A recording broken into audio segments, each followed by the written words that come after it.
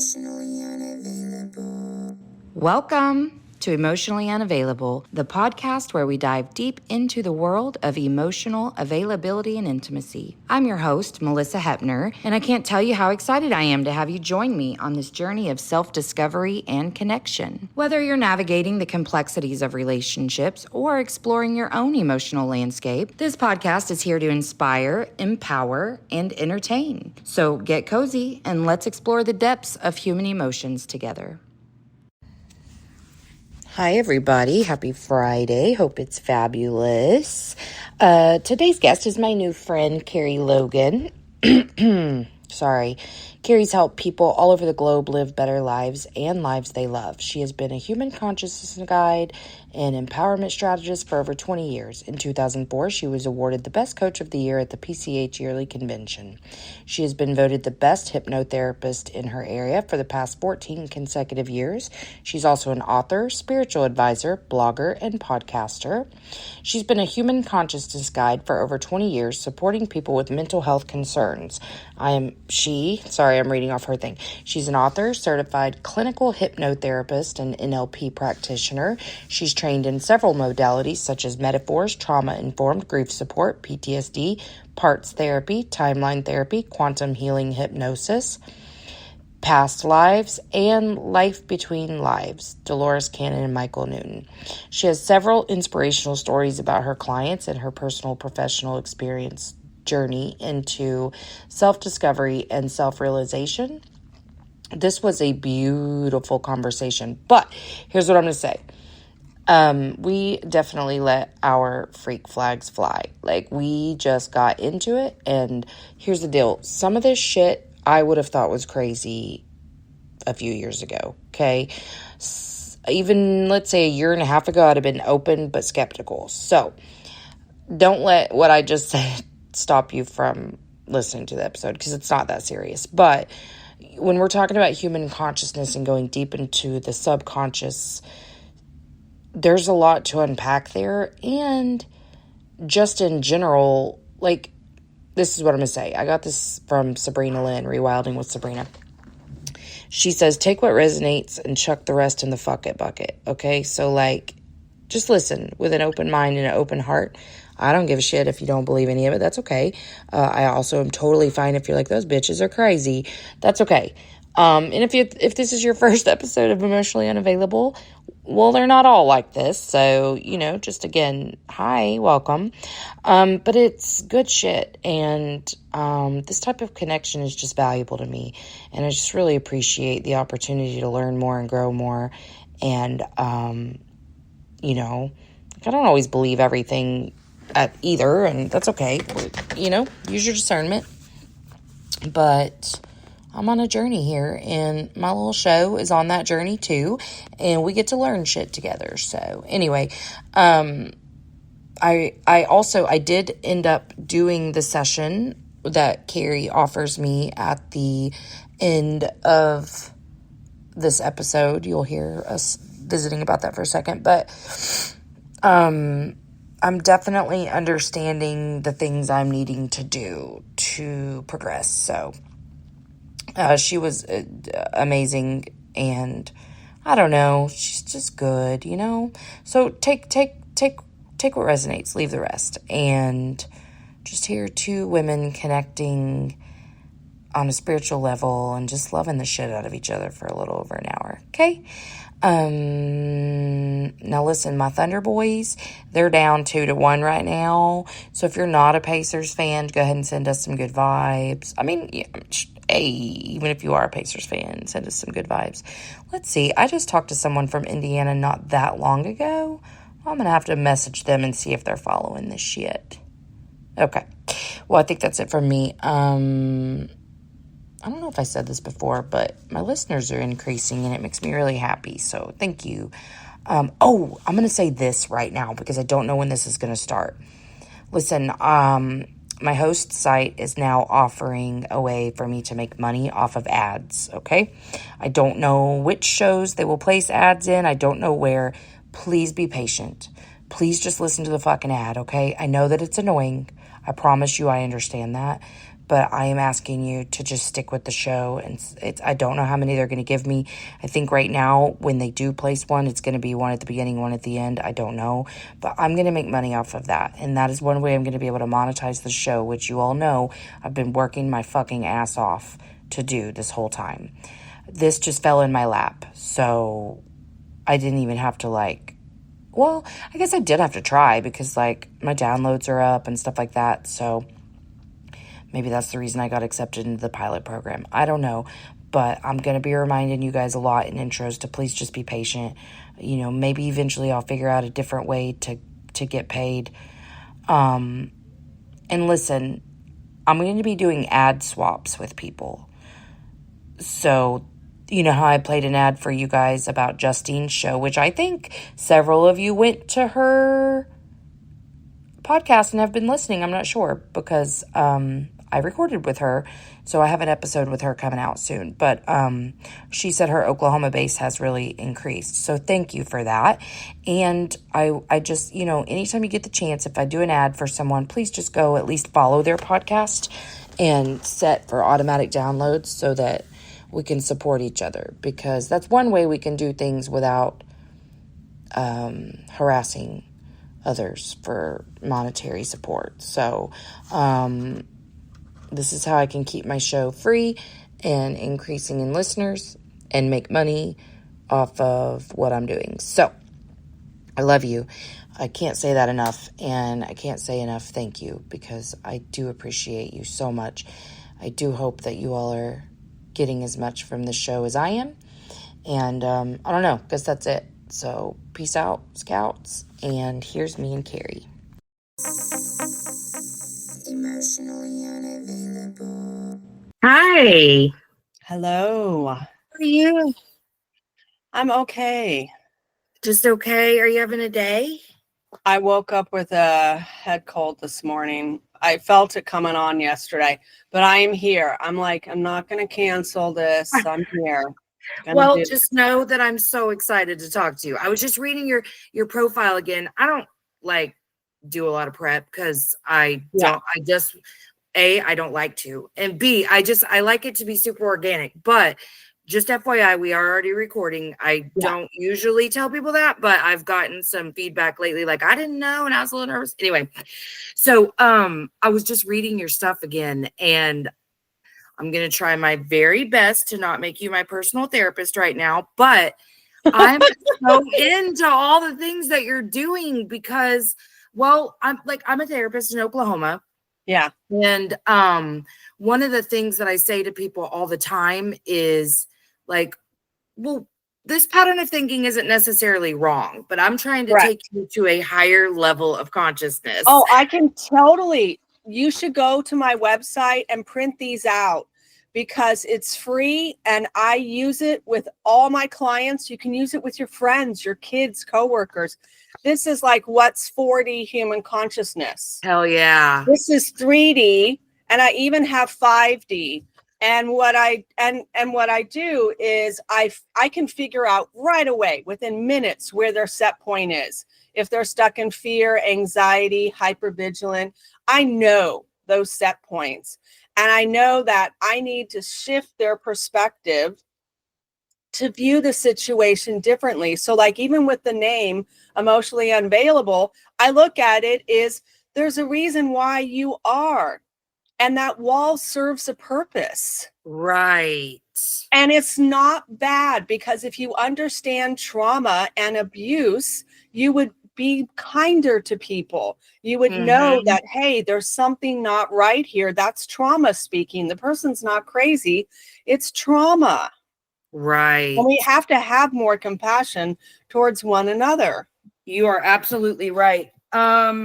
I got a notification that my internet's unstable, so that's cute. That's the thing that I have found for myself in my own healing is the more I understand myself, the more I can love myself and have compassion for myself. Yes. That is the place that I extend those things to others now. But it kind of does require, at least this was my experience, me being able to see in me what I'm accusing everyone else of doing, and then learning to forgive myself for it. Yes.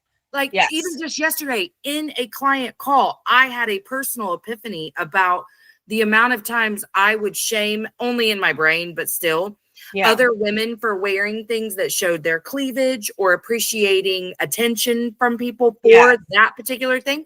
I love male attention, don't play. I was the biggest pick me. But in this way, I just was more modest. But like it made sense. Finally, I was like, oh, it's because I hated my own body. And so Yes. I And couldn't that's a handle hard, it. that's a Yeah. hard step for a lot of people to get to, is to accept their body. Yeah. It was man, even, it was even that's hard still a for work in me. progress. It was even hard for me, but now I'm at a point where, yes, I completely accept my body. I accept my cellulite. I accept the roll in my belly because I've had 2 kids and I'm 57. You know, it's just part of aging. And what you're talking about, and this is free on the website too, is number 7. What's the rules for being human? Number 7 is others are merely mirrors of you. This is something I've just learned in the last year. So here's the deal.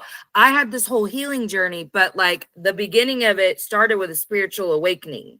Oh, Do you think that, and I read one of your like questions that people could ask, you know, how on your I can explain that perfectly, because once you get out of 3D human consciousness and up to 4D, that's when you have spiritual awakenings, because that's when, and I'm not religious at all, I'm 100% spiritual, but that's when your higher self, your spirit, and God can talk to you.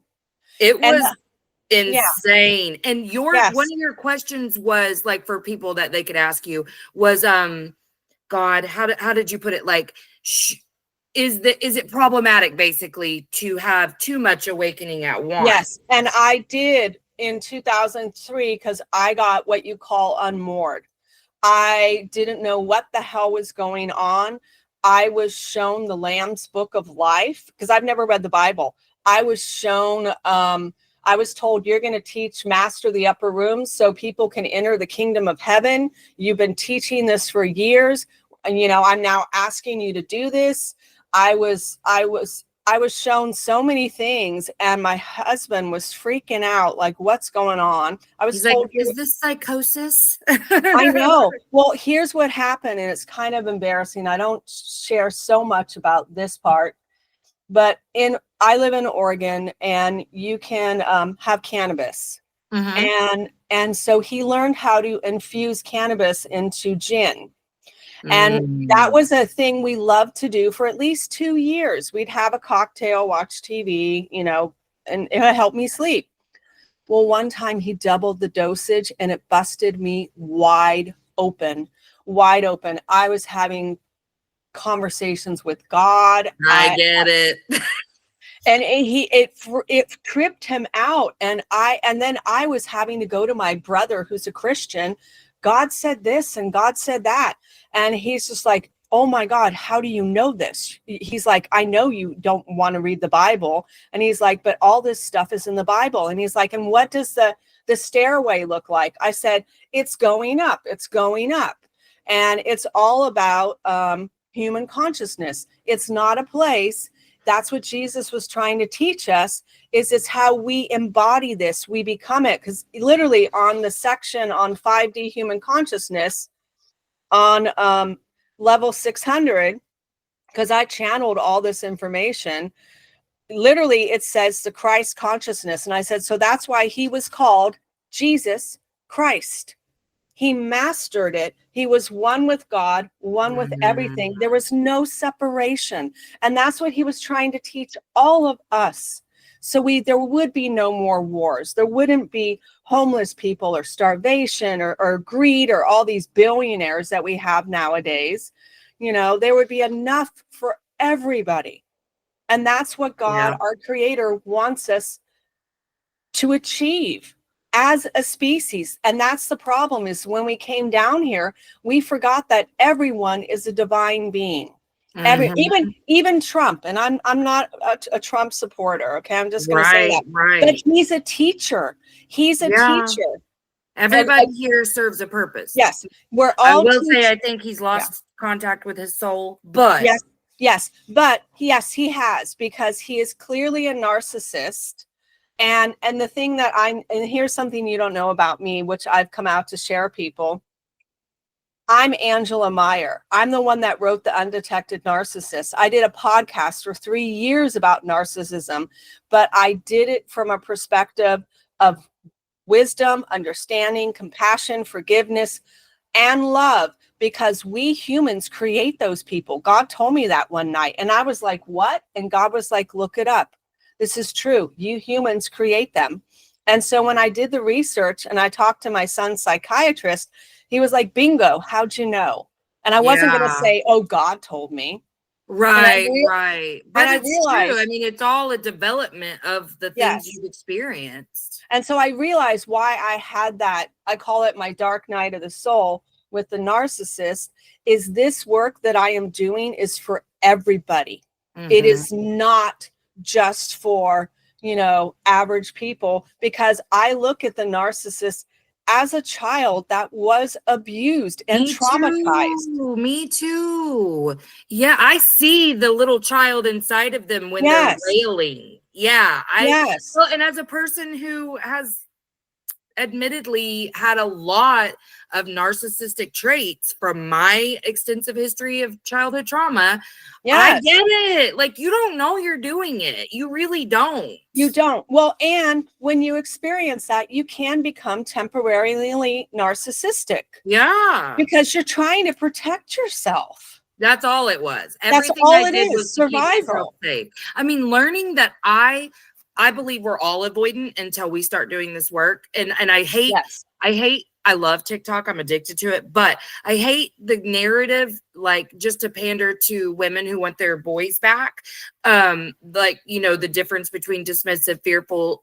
It's valuable information if you apply it to everyone and not just this person. You are doing it too. When I discovered that all of these people my entire life that I have pushed away from me, that it wasn't because they weren't showing up for me or they were toxic, that it was because I was afraid. It was your wall. Yes. Oh, and I mean brick wall. Yeah, and reinforced with cinder block. Yeah, and people don't want to talk about walls. And so if you wanted to talk about walls today, we could talk about walls because it serves a purpose. It's protecting you. But when you get to a place, you start to realize that this wall now is sabotaging me and holding me back. Yes. And you got to dismantle it. And the only way you can dismantle it is by going within, because all of our stories are within us. Your stories different than my story. And that's why I say, everyone, the answers lie inside of you, because it's your stories of pain. Yes. That we need to go in and we need to heal, and we need to be gentle with ourselves, and we need to show ourselves mercy. And you give yourself that blessing when you clear that energy, because we are energetic beings having a human experience. Because and there's one guy that did a study that when people die, our soul weighs like 21 grams. Everybody is 21 grams less when they die. And so I'm just a spiritual being in this vessel. And when I leave, my consciousness leaves with it. Yeah. And then and that's how we can do past life regression. You can do all that stuff because the soul has all the consciousness from all our lives woven into it. Yeah. Do you think that people ever get after they pass on, go, God, I forgot the point once I got there, and I didn't do what I was supposed to do? Some people do, because they hold on to that. That's what, I hate saying this, but this is what I'm very intuitive. And so I'm like, I am one with God, and he talks to me all the time. What he's really saying here, and I'm trying not to lose my train of thought, is Jesus, why redemption and salvation was so important is so your soul doesn't carry that crap with it when you leave. That's why when he was on the cross, he had to forgive these people that put him up there and that hated him and wanted him dead. He had to forgive them to Mm-hmm. set his soul free, to be a pure vessel once again. And Yeah. that's what our job is here on earth, is to clear our vessel of all that crap and to remember who and what we are, because we are loving, kind, gentle beings. We're Yeah. not meant here to be evil and destructive and this and that. And that was the weird thing in my spiritual awakening, is God said, I've had enough. Because the second book that he showed me was this book of everyone that's going to defy God, that is not willing to change. Well, their name, their soul will go in that book, and they will not incarnate on this earth again. Period. He's like, no, this planet is in crisis. Mother Earth is in crisis. We have to have this ascension. And it was weird, because when I even questioned God, where I was like, why me? Why me? And he's like, because we had an agreement. And here's the crazy thing I will tell about me, that, and I have started to share, is, you know what EMDR trauma therapy is? Mm-hmm. When I did it, I witnessed my death. I died at 4.5 years old. Yeah, my older brother suffocated me. And thank God my dad was a firefighter. He taught first aid, CPR, first aid. And he was able to revive me.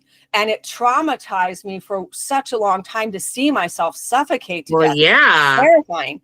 And so I paid someone years later to do a Life Between Lives session on me, because everyone kept saying to me, you're not from here. You're not from here. You're different than anybody else. Yeah. And so I had that session, and what I discovered is, yeah, I did die, but I'm a soul and a half. And so what happened is, when I went up to heaven and I told God knew what my purpose was. And at the time when I heard this, I was like, there's no way I can do this. What the hell?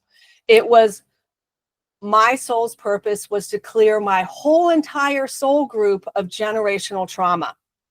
And I feel like that's my soul purpose. I'm going to switch internets really quick. Okay. Been wondering lately, like, because I've always felt like an older soul. Oh, I'm an older soul. There's I'm so old. There's a weird paradigm with me where in some ways I feel so old, wise, and rich, and in others I'm brand new. But lately I've kind of gotten this feeling like this may be one of my last lives. This is one of my last lives. Because I'm doing so much to clear out all of that shit. And I'm like, I don't know how to feel about it. But like, I just feel like I've done so much in 45 years here. And in the last year, it's crazy. But like, I just get this feeling like I'm doing the work that I was here to do. And like, I'm not going to do this too much more, I don't think. Yeah, no, I get exactly what you say, because I've done trades with different people that I've interviewed on my podcast, and people have interviewed me, and everyone has said, "Oh no, you are so old that yes, you don't need to learn anything new." Everyone said, it's like, no, you're here specifically for a purpose. So what I ended up finding out is, and I can teach you how to, I do it now. I help people clear the generational trauma. I can teach you how to do it. Okay. So, but when God said to me, that's a selfless act you're doing for your soul group, would you be willing to give that gift to the whole of humanity? And I said, yes. And so this is where it gets weird. He gifted me Tobias. And Tobias is from The Brightest Star in the Galaxy. And I had a lady called Debbie Briggs, a well-known psychic, read me. And even she said the same thing. She's like, you're not from here. She's like, your family is from the brightest star in the galaxy. And she's like, and your mom, your dad, your brother and sister live there, and they want to talk to you. And I'm like, what is this woman saying? But he is Illyrian. He's a white lion. And so that's why I'm a soul and a half. And that's why when God said to me, you're the lamb and the lion, and I'm like, what the hell is that? And no, if you look it up, the lamb is a little girl and the lion. And so when I told my brother this, he was like, this is wild, because over my bed, I don't have my phone in here. For years, I have a queen size bed. For years, I have this giant lion head over my bed. Wow. Yeah. And my favorite stuffed animal as a little girl was a lion. Don't you love connections like that? Like, I've been so drawn to deer my whole life. And then I saw my very first time seeing a psychic, she said that was my spirit animal. But I've had so many experiences with deer that it's like insane to me. And I'm like, was I a deer in a past life? But like, I just feel so innately close to them. It's unreal. But I love whenever you get information that connects back so long. Yes. Yeah. It's quite bizarre and just it's wild. And so there's things I've been starting to come out and share, but how you clear the generational trauma. Do you know hypnotherapy at all? I mean, I'm familiar with it, but I've never engaged in it or practiced it. So I'm a hypnotherapist. I've been doing it for over 20 years, been voted the best for Salem, Oregon for the 14 consecutive years in a row, which is really great. But what I do is I incorporate NLP. I do like a timeline therapy where I have them imagine a line of time above their head, and that represents the generational trauma. And I have them see it as your mom's side and then your dad's side. And what you do is you imagine that it's got this black gook on it. And I love to incorporate the sound of rain in the recording. And I say, imagine that the rain is washing it clean, washing it clean. It goes all the way back 7 generations. It's washing it clean, all the way clean. And everyone is blessed. Everyone is forgiven. Everyone, you know, all the shame, all the sadness, all the trauma is just being washed away, washed away. Hear the rain, just wash it all away. 7 generations back. Now let's do, and then we're going to now take it out into the future, because the future is important. Go out in the future and you clear it, you clear it, you clear it, you clear it. Wash it clean where it's golden and it's shiny and it's strong and it's just magnetic. See that now, feel that now. Then I have them, you know, taking a deep breath and just ground that into your body. Just ground that into your body. Now we're going to call upon your father's generational timeline. And imagine that and see that above the crown of your head, going all the way back, and see how thick. Ooh, that one was interesting for you. See how thick and dark. Oh, that's so funny. See how thick and dark that one is. Ooh, we're going to wash it clean. Wash it clean. Okay. They just said that. They just showed me. And I was like, holy fuck, that one's bad. Yeah. Honestly, both sides are pretty bad, but yes, there's his so was much worse. in my dad's that I don't even know. Yeah. His was way worse. Yeah. The woman's, your mom's side wasn't that, sorry, I'm like, wasn't that bad, but oh, that one was, there was a lot of shit that men did that were, I hear, unmoral, unethical, and just dark. Oh, but they're saying it was all about survival. And that's where you have to have mercy, is we don't live in the 1700s anymore. Right. Exactly. We don't live in the 1600s anymore, because if you do the math going how many back generations, it would go into the 1700s. It would go. You know what's crazy is I've just reconnected on Ancestry.com.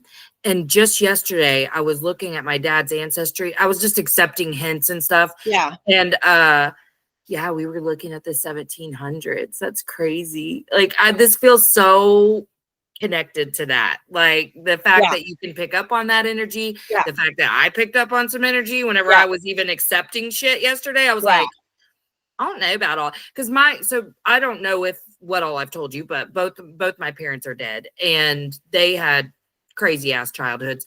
My dad was pretty insane. He was run over twice at different times, like once at 2 and once not that much older than that. Like, one at 2, he was run over by a fucking ice cream truck and he lived. Like, it's crazy. Like, ran Yes. over, and then ended up ODing at 38 years old. But like, you know, the way I'm starting to view, which with my parents, they were addicts. So like it was easy to forgive Right. them. Who I had a really hard time forgiving was my maternal grandmother. But even with her lately, I'm forgiving them in the way that I forgive myself. Like, obviously, if they had the tools, the information, the Right. technology, everything that I have now at my disposal, Yeah. they would have made different choices. I Yes, have they to would have. believe that. I Yes. have to believe that. Yes, they would. They all would, and that's the honest truth. And that's where you can have mercy, you can have compassion, because they were living in a time, in an era where everyone was trying to survive. Yes. Yeah. Everyone, and women were seen more as property Mm-hmm. than women. And Mm-hmm. so it's just really, you know, recognizing that. Yeah. Yeah, and having compassion. And so how I have learned to forgive the unforgivable stuff is I do the Ho'oponopono. And this is how you do it. It is, I am sorry, please forgive me, I love you, thank you. So I do it in a way that I'm congruent with it, because forgiveness really is for us, not for them. Right. So what I say is, and I did this for my son's father, who was a covert narcissist, I said, I'm sorry that I couldn't give you what you needed. And I'm sorry that I broke your heart. I'm sorry that you felt that I was going to take our child away from you. And that was never my intentions. I am so sorry that you were stuck in that fear and then that perception, which was false. It wasn't Right. true. And I'm sorry that we couldn't be friends when we separated. And please forgive me for breaking your heart. Please forgive me for you feeling rejected by me. And please forgive me that you were created the way that you are, and I didn't understand it at the time. I didn't know how you turned out the way you did. And please forgive me for just being so stuck in the dark. And I love you because we created something beautiful together, which is our son. And I love you because you are a child of God and you have been my greatest teacher. You really, really have. And I totally appreciate you for that, because now I'm using it to help other people in this world. So thank you for giving me that gift. Thank you, thank you, thank you. You know, please forgive me. I love you because you are a child of God, and we created something magical together. And thank you for giving me this opportunity to set you free and to set me free too. So I forgive all the memories. I forgive all the experiences. I forgive all the energy around it. And I wrap it up. And I forgive myself and all the energy around me and all the experiences. And then I put it in a pink bow bag, pink with a pink bow on it. And then I say, God, here you go, take it. You know exactly what to do with this. Please, you know, I bless it. I hand it over to you, and you can transform it. You can renew it. You can do whatever you want with this energy, but I'm releasing it and I'm handing it over for the highest and the best. Yeah. And then I say, thank you, God. And that's how I am able to forgive the unforgivable. Because we're You're all not energetic. saying anything he did was fine, but you are saying you understand now why.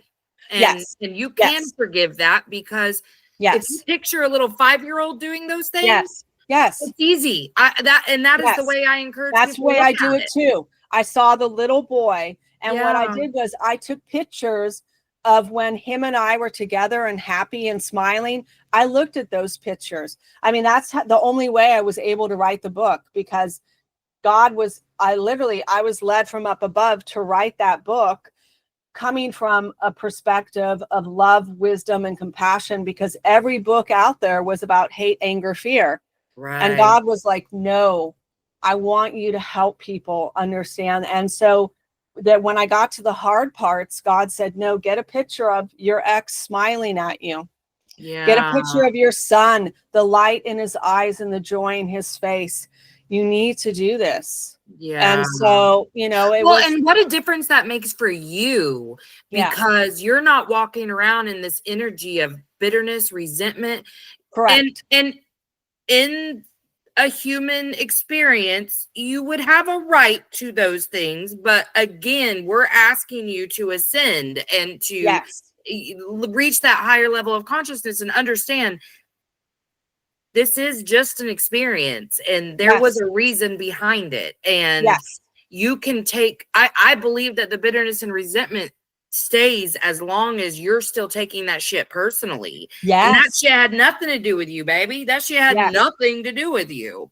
100%. And as a person who has done all kinds of horrific shit to others because I was trying to protect myself, I can tell you Yeah. right now, that shit had nothing to do with anyone other than me. I believed nobody loved me like I loved them, that I was the Yeah. periphery of every one of my relationships, that I was alone to carry the weight of the world, that I was too much and not enough. Like, that was me. Every experience was shaped by those beliefs in me. Yes. Yeah. And so it's really, I call it, you're just taking out the trash. You're clearing it, you're clearing it, you're clearing it. And what's so fascinating, if you listen to anyone that channels, that's well known, all the guides are telling us humans is you need to raise your level of consciousness. The way to, complete enlightenment is through consciousness, period. It's not dressing like a hippie or this and that, Right. or, I'll have this or whatever, once I master enlightenment. No, it's not that at all. That's why Jesus said, what was it? The meek will inherit the earth. What he means is we are humble. We are kind. That's what it means, is those people will inherit the earth. And the ones that are destructive and evil and all of that, they won't be here anymore. Well, and let's clarify and quantify humble, because I think for so long, people who haven't healed, they view humility as, I don't speak my gifts. I don't say out loud this. Oh. Humility is the understanding that we're all fuck ups. And that's what we're here for, is to learn through fucking up. That's it. We're not saying don't go be bold, brave, courageous, beautiful, whatever it is you see yourself as. Be those things, live them, say it with your whole chest. But understand you're not better than anyone. Right. You're, no one is doing the same you shit. or below you. Exactly. Yes. We really are all equal. And man, I started getting this vision after my spiritual awakening. And once I really tapped into like, ooh, I do it too. Damn. I could see all of us just standing around the globe, just holding hands and being one. Our energy just transferring among all of us, because it is one energy. Yes, it is. And I feel it so deeply. And now I know why. I didn't used to understand this. I really didn't. But when people would say, this isn't about politics to me, this is about humans and humanity. I didn't understand that.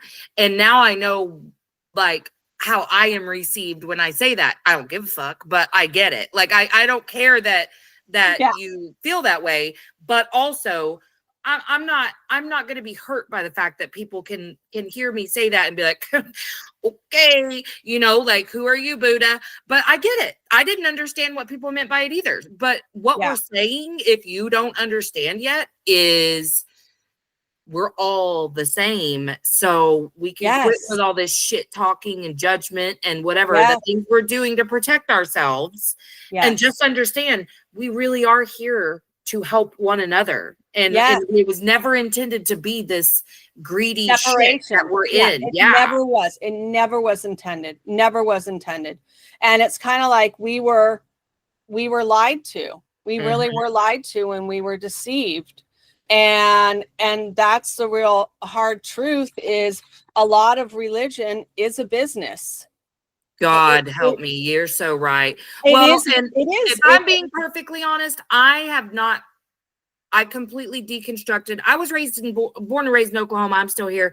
If you live in a place like this, if you ascribe to any religion, it's fundamentalist. It doesn't matter. Like, everyone here is just fire and brimstone. everyone. And that is what I was raised with. And I was raised with this belief that you're never going to be worthy enough or valuable enough, instead of that what we know now, which is you're born inherently with all the worth and value you're ever going to have, and nobody outside of you can take anything away from you. But I was taught way different than that. So at this time, I am still very turned off by anything religious, and it's just not something I incorporate at all yet. I want to forgive all of that, but I haven't yet. You know what I mean? So it's still really triggery for me, like, is what it is. It's a huge trigger. But man, the deeper understanding I get of what the hell we're actually doing here. Yes. Just the more everything makes sense, because, and I recognize too, we probably sound a little crazy to some people. I recognize that. And that's okay. No. That's okay. Yeah. We fucking are. But like, the peace that you get from this place is unmatched. It is unmatched. I lived 44 years in the dark and scared of my own shadow, and literally and figuratively. And all of this understanding that I have now about, and I can't even say now, because I remember when I felt it the first time, like a conversation with somebody who else higher than me about what my purpose was here. I mean, 4, 5, like I was being told, like, you are experiencing this to help others. Yeah. In my teen years, I kind of thought maybe that was just a coping mechanism, but the more deep into this shit I get, I'm like, oh no, that was real. That was a real experience. And because I had other like seeing orbs, you know, things like that at night. But I always thought that was just my overactive imagination, because I was very afraid of all that shit, because I was raised in Oklahoma. But like, now I can look back at all these times that I was so certain on what my purpose is, and it's the same. It was the same then as it is now. I understand it better now, and why I've had the experiences I've had, and how to best use my voice to talk about those things. Yeah. But it hasn't changed. Like the same exact shit that I was told at 4 years old. Like, I'm still relearning and understanding it deeper now.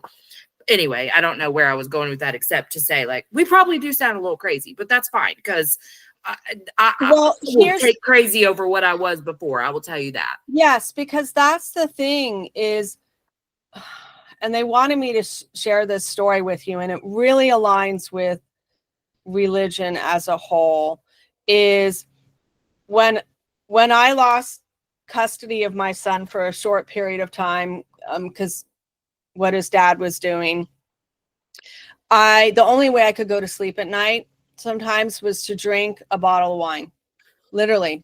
And I didn't like that. That's not me. And so I had a client friend that I knew that would go to AA. And I said, hey, I'd like to go to an AA meeting with you. You know, I want to check it out. Never been one before. And I get there and I didn't like it because everyone was angry. And I said, I don't think this is for me. And on the drive back to my house, he nudges me and said, hey, you want to go get a beer? And I looked at it as that's the same as religion. People go to church, they listen to the sermon, you know, great speech, all of that. But then they leave and they do whatever the hell they want. They don't apply any of the teachings and the principles. And that's the problem that religion has nowadays, is they're making you fear God. They're making you think God is angry and he's going to strike you down and you're going to go to hell and purgatory and all this, to try to get you to be in control when they're trying to control you. But the thing is they're not teaching you, no, you need to go within. And you need to, you know, they're not teaching you what Jesus really wanted to teach all of us.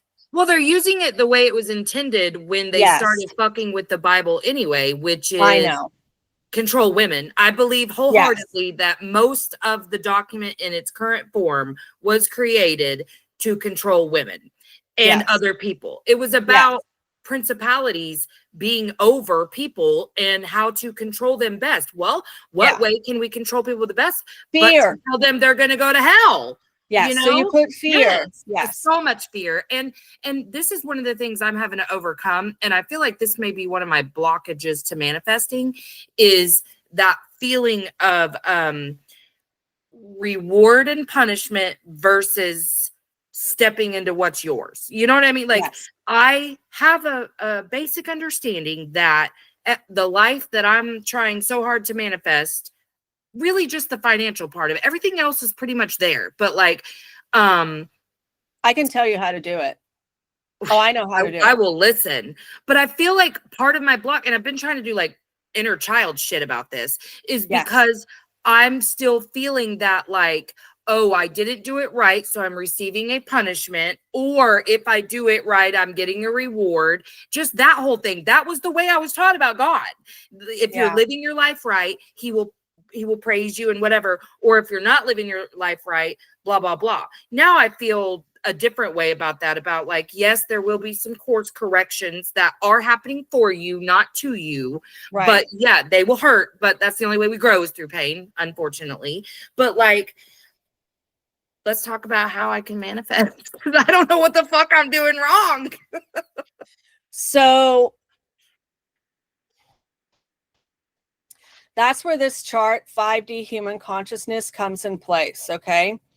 So what you need to do is you need to get yourself to where you're ground. Okay. So there's a book I wrote, actually channeled, called Affirming and Focusing on Living a Better Life. It is all about manifestation and how to live a better life, how to let your ego go, and really, what does your heart desire? Because I used to teach a law of attraction class for 2 years. And then 1 year I said, no, I don't want to teach it. I want to do it. Let's do a mastermind class. And in 10 months, I manifested over 22 things my heart desired. 22 things. And that's the key. My heart. What does my heart desire? Okay. And that's when I channeled all this information. Like literally when I got to chapter 2, it was like, about understanding our emotions and our, all of that. And it's amazing because I was also told that, no, there's science that backs this. Go look. And that's when I discovered Dr. David Hawkins' work on the map of human consciousness. And I was like, oh my God, does he know what he discovered? Right. Because he never broke it into 3D, 4D, 5D. And what speaks, God said, no, you need to break it down so people can comprehend the difference. So manifestation is all in 5D. Okay, manifestation. That is, and so they want me to give you this example of what I did and it's in my book, of how I manifested a Wii. Okay, so my daughter wanted a Wii. This was back in 2012, and it was super popular. Oh, I remember. Yeah. And my brother and I knew my mom had a Wii. It was still in the box. She had it for, at least 2 years or something, never even touched it. So we tried asking her, hey, could you give this to, my daughter when, for Christmas or her birthday? Can you do it? And she flat out refused. No, I'm going to use it. I'm going to use it. I'm not. She never used it. Never. She passed away, never used it. So I sat down and I manifested. I got into the place of love. Love, love, love, love, love, love, love. And I imagined in my mind my kids playing on their Wii and laughing and joking, and their friends are there and they're running away from monsters and they're doing the karaoke singing. And I kept saying to myself, my kids have the best Wii with the best games, and they're having so much fun. I saw the joy. I saw, the freedom, the limitlessness. I felt it all. And I really felt it so strong inside of me. And I just kept saying and affirming, that's focus and affirming. My kids have the best Wii. They love their Wii. They're so happy. They're so joyful. And thank you, God. Thank you, thank you, thank you. My kids have the best Wii. And I let it go. And I don't tell people when I manifest stuff, especially about money, because they will derail you. God, and so here's the key is I was focusing on the end result. Okay. And so I did go online and I saw that I could buy a refurbished Wii for $100. And when I had $100, I had it in my wallet. And about 2 weeks later, I had to pick up my web development guy. And because his car broke down, he was having problems. And when he got in my car, he had this paper bag. And I said, "What's that?" And he said, "Well, I'm kind of short on money right now, and I really need help in this and that. My mom and I were wondering if you'd want to buy this." And I was like, "Well, what is it?" And he said, "It's a Wii." And I'm like, "Really?" And he said, "Yeah. And on this external hard drive, I loaded 30 games on there for you and your kids. And I want to know if you want to buy it for $60. And I looked at him and I said, "I can't buy it for $60 because I was going to buy a refurbished one without any games for $100. And I have $100 right now in my wallet. Would you take $100 for this?" And he was like, "Oh my God, yes." That's cooperate. He needed more than $60. He needed $100, and I had it. And when I did the math on the games, it was $3,000. $3,000. My kids did have the best Wii. They did. Yeah. And they loved their games, and everything I imagined literally became reality. They had their friends over karaoke, and they were, Silent Night, running away from, Mr. Crazy, whatever. Yes. Oh my God. Gosh. Yes.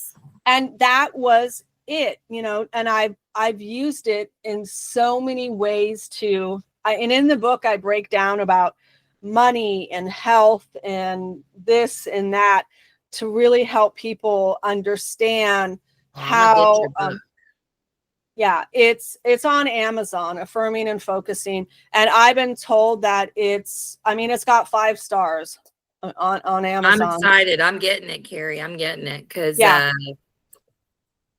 I need help. Well, and this is the thing too, is that one of the reasons I've called attention on my own to, I think there's some blockages. You hear shit like that, and I'm like, oh, I kind of feel that within me. I don't know what they are yet. I'm still discovering stuff, but I feel like the worthiness thing is part of it. Even though I can tell myself whatever, I haven't gotten into that energy yet. I can feel the difference, and I know that I haven't fully gotten there because I catch myself all the time believing that the reason I haven't had the level of success that I want yet is because I haven't done something right yet.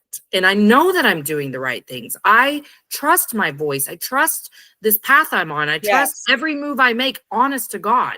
But there's that fear that I'm not doing something right. Like maybe I'm just not being a good girl. I don't know what the subconscious shit is back here. I haven't gotten to it yet, but I will, You will. And it does actually tie into you. What I was seeing is it really does tie into some inner child work and you going in.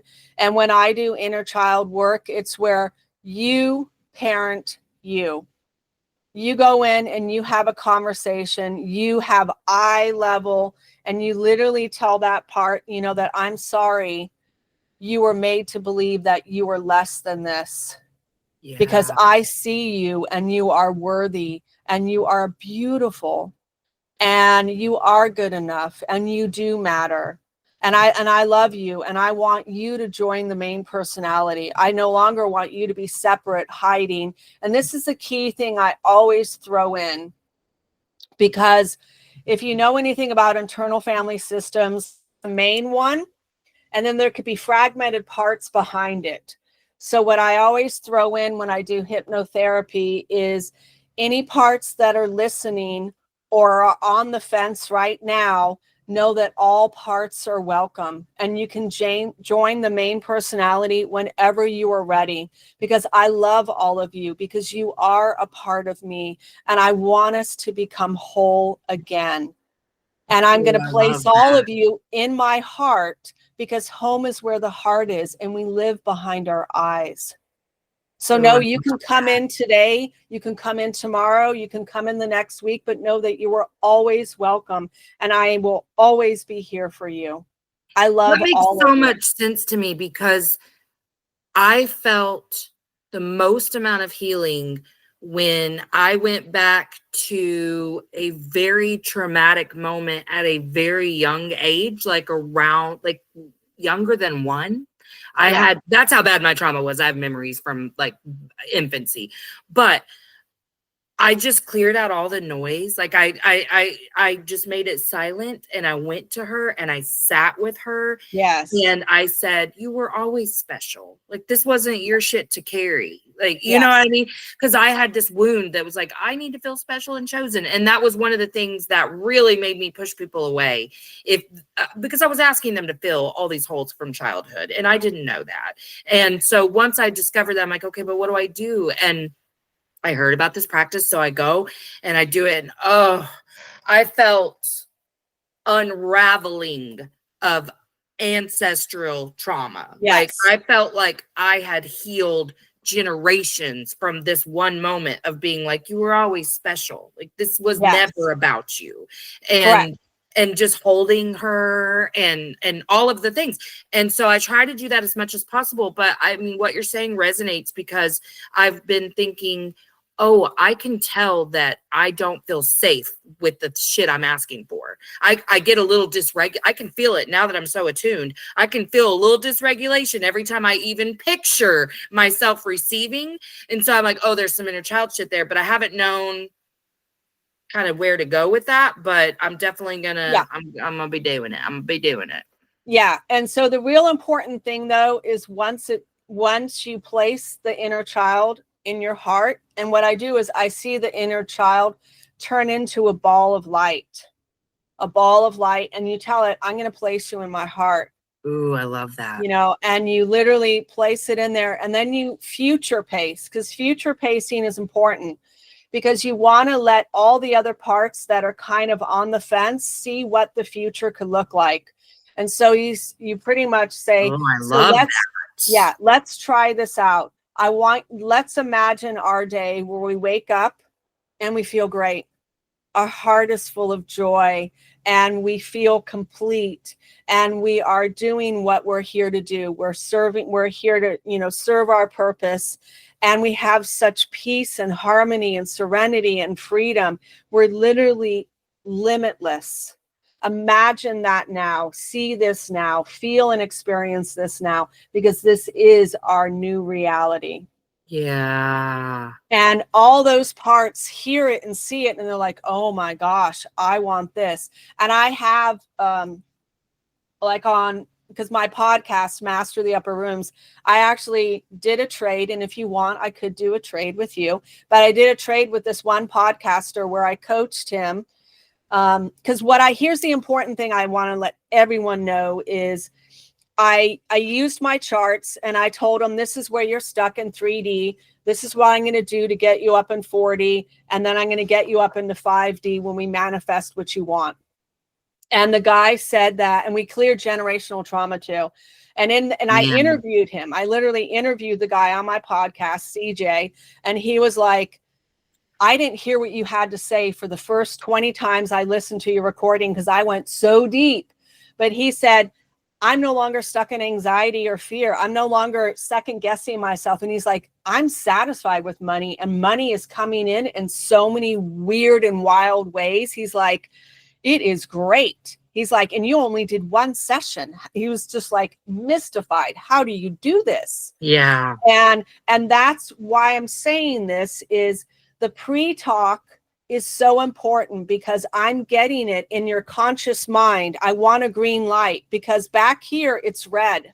Right. And so when you slow down your brainwave patterns and you open up the doorway to your subconscious mind, when I'm repeating all this stuff that you already are congruent with, it makes it easy to snap into place.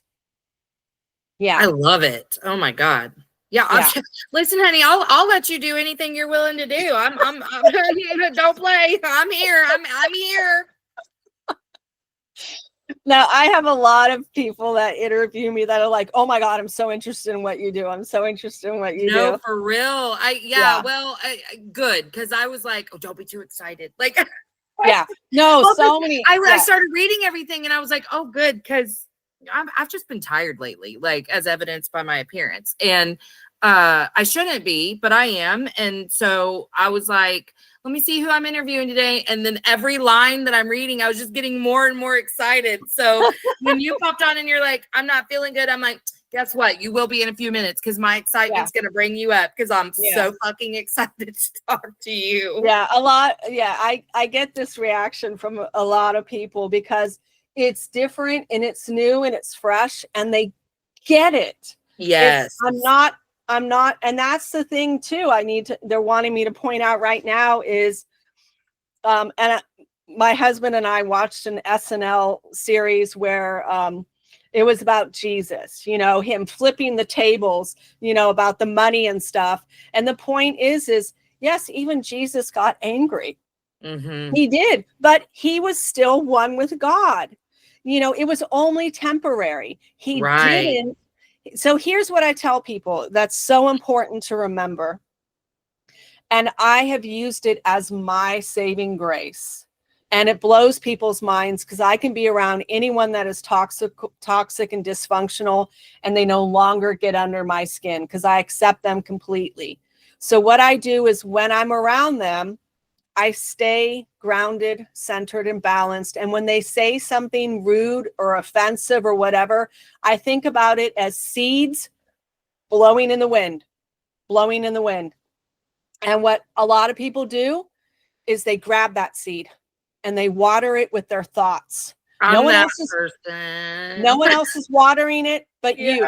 Yeah. And they water it with their thoughts of anger, disappointment. How dare you? Bitterness, resentment.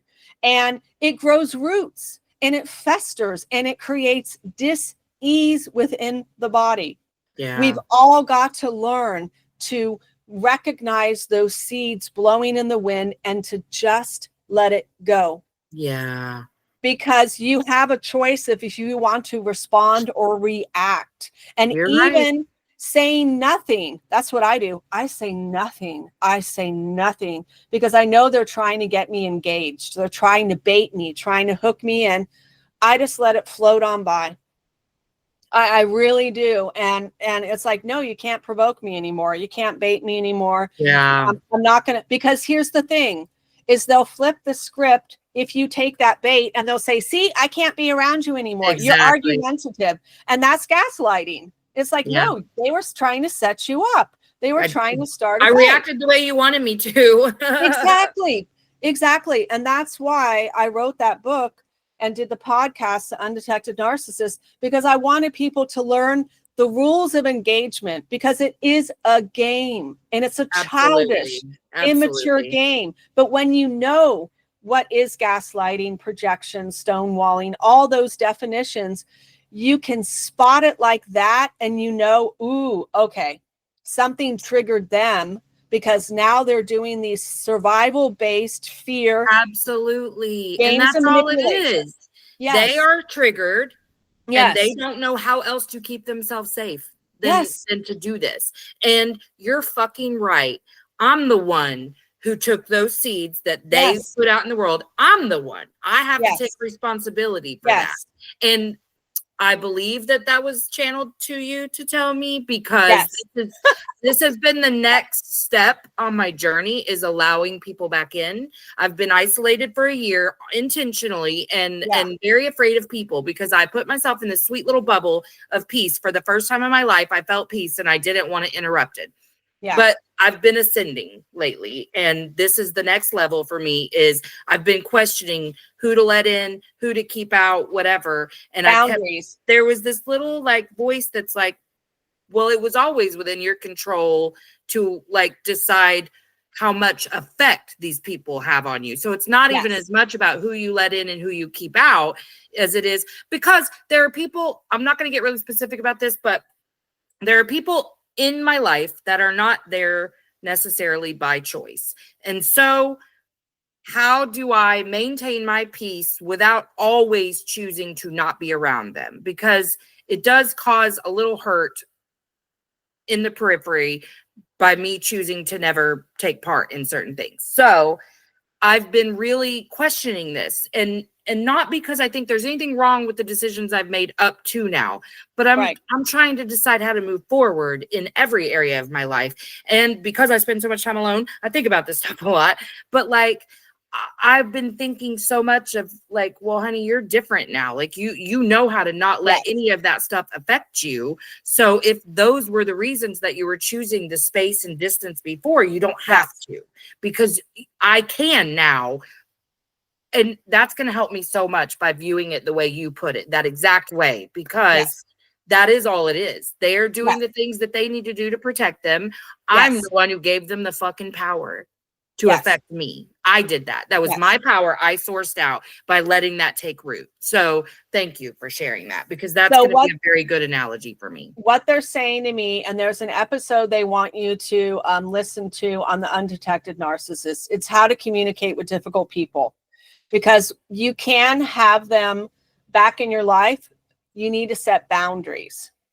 Okay. Because boundaries are for you. It's to keep you safe. It's your sanity. And that's the hard part, is a lot of toxic people don't respect boundaries. Well, they don't like them because they never grew up with boundaries. Well, they feel like abandonment because they don't understand them. Yeah. And so the way you're going to do it is you want to draft a letter, and it's called, and the approach is the sandwich approach, where the positive is the bread, the meat or the fixing in the middle is the issue. You always use I statements, never you. And when you need to say something, if you have to use a you statement, it's got to be in a positive. And you can either switch it by saying we or us. So it takes the blame out. All right. Because as soon as they feel blame, they put up their shield and all that. So how I would write it is, dear so-and-so, I appreciate this opportunity to be able to write to you. And I want to let you know that I'm sorry. I'm sorry if I hurt your feelings in any way. I'm sorry if me needing this break, this time out, what was challenging. I'm not saying challenging for you, but was challenging. And say it was challenging for me as well, because I love you and I still care about you. And those are positive. And say, and I've really been reflecting on what we need to do to move forward, because I want to have you still in my life. That's a positive. And these are the thoughts that I've been thinking about. And I wanted your feedback on it. And that's where you kind of set, I'd like to have lunch with you, or I'd like, to have this, and say where we can sit down and we can talk, because I've really been going deep inside myself and healing some trauma that I had in my past. And I love you. And I'd really like to have this opportunity to connect with you again and to kind of, clear the air. And again, I'm really sorry if I did hurt your feelings in any way. It was unintentional. Yeah. And that's pure and honest and sincere. And the person hopefully should get it. The person, what I hear is they'll probably be on the fence, and that's okay. You got to honor that, because it's like a bee sting. It does sting when a person, in a way they feel rejected. Yeah. And it is nothing to do with rejection. Nothing to do with rejection. It's stepping away from the drama and the chaos to heal yourself. And sometimes we have to do that. So literally, like what your letter is, they're showing me, is you extending the olive branch and saying, hey, I'd like this. And thank you for giving me this, the space that I needed. It was not personal.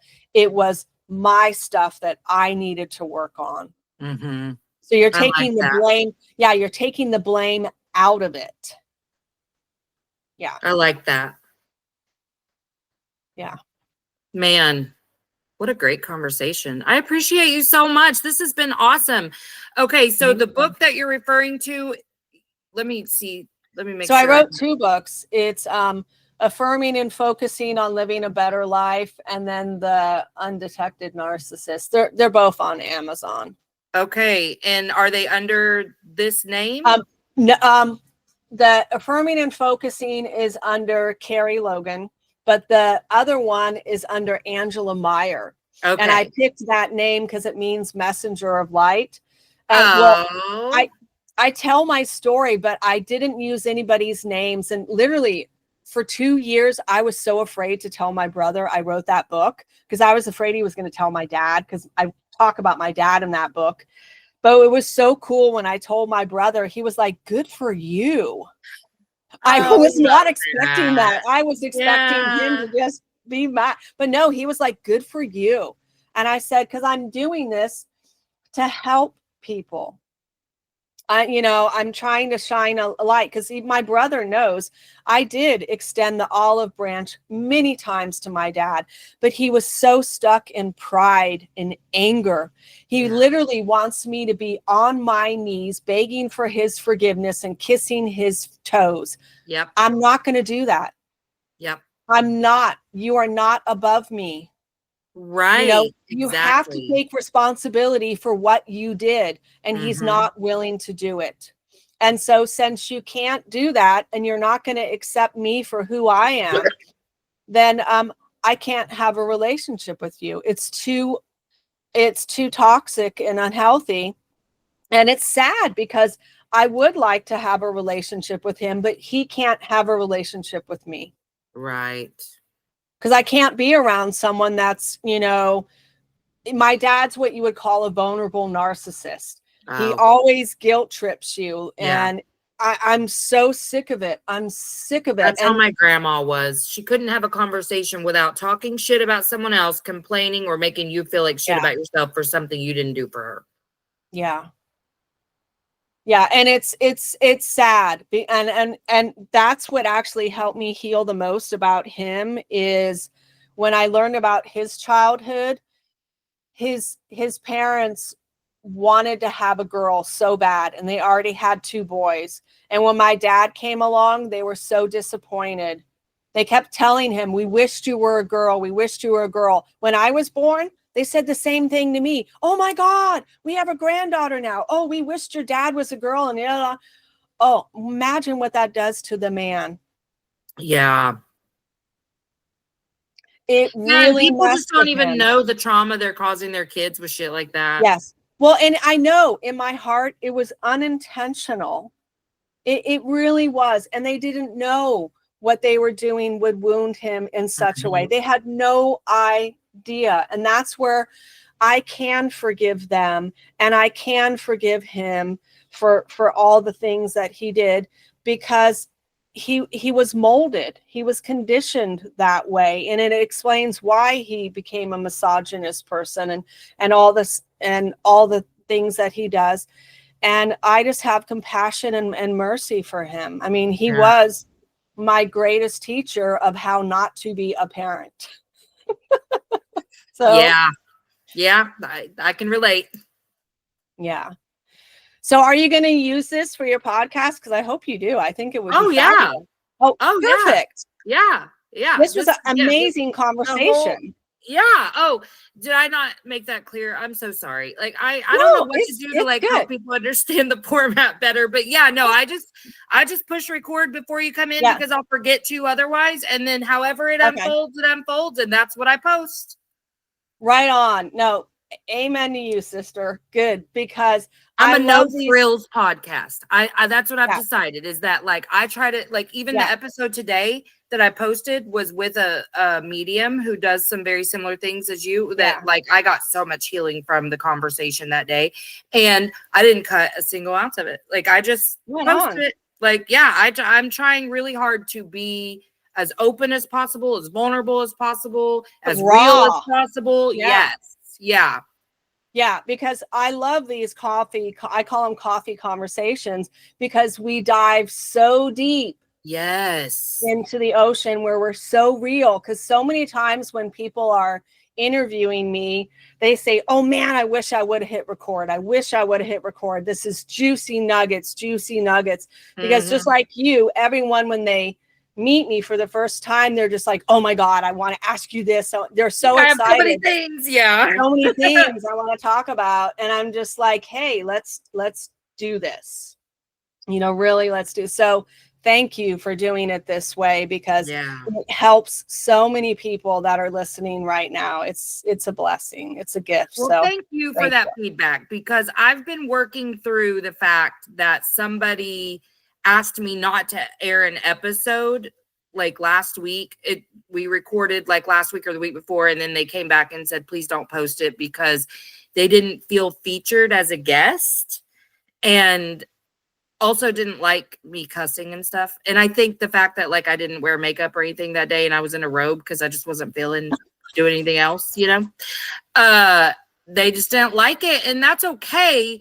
But and I didn't take it personally. I really didn't, but it did shake me a little bit. It made me a little paranoid. Like I don't know if that makes sense, or I'm a little embarrassed to admit that, but I like really had to work through the feeling of dysregulation that like, while I didn't take it personally, I still felt great about what I do. All of the things, it did make me go, do I need to change some things to make like people understand what I'm doing here? You know what I mean? No. Okay, let me put it, this is what just came to mind. So many people mask. And this conversation we had, all the masks were off the table. It's like we're raw, we're real, we're being vulnerable. We're talking about stuff that is deep and personal and sincere and life-changing. And if you can't do that, you have to put on a mask to perform, to pretend to be someone that, someone else or this and that, because you think that's how people will perceive me. Right. It's so it's nothing with you. It's their perception, their fear of how people are going to perceive them. Mm-hmm. And that's what I felt. That's what I felt. Yes. That's exact. So thank you for that. That's what they're saying. Yes. It's 11:11 here. So yes, that's what I felt. I really did. I really, really did. I was like, that says so much more about them than it does me. I know that. Yes. But and the one part I did take personally is I disclosed some really personal shit in that conversation. Like we were, are you there? No, I'm still here. Okay. I was like, oh God, did my thing cut off? No, but we were really like in a conversation, and I was like, how could that not have meant something to you? I don't understand. Right. But then I was like, well, they're afraid of being perceived a certain way, so whatever. But having positive feedback after that has helped because I'm like, should I change anything? Because like I love the way I do this. I do too. And I don't know why my camera went out, so don't worry about it. Somebody's trying to talk to us. I know, but I do know I do have another interview coming up. That absolutely, I will let you off. I appreciate you so much. Seriously. Oh my God, so I hope you have a great day. I want you to email me directly, and I will do a session with you. I'll do a trade with you. Okay, I will do it. Don't worry, I'll email you. Mm-hmm. Okay. Have a blessed day, and everyone that's listening as well. Okay. Absolutely. Right. Bye-bye. Okay. Bye. Hey, make sure you've given the show a 5-star rating on whatever platform you're listening to if you haven't already. And check out my website, empoweredwithmelissahepner.org, or my link tree on Instagram at melissa.hepner to check out my latest offers or workshops.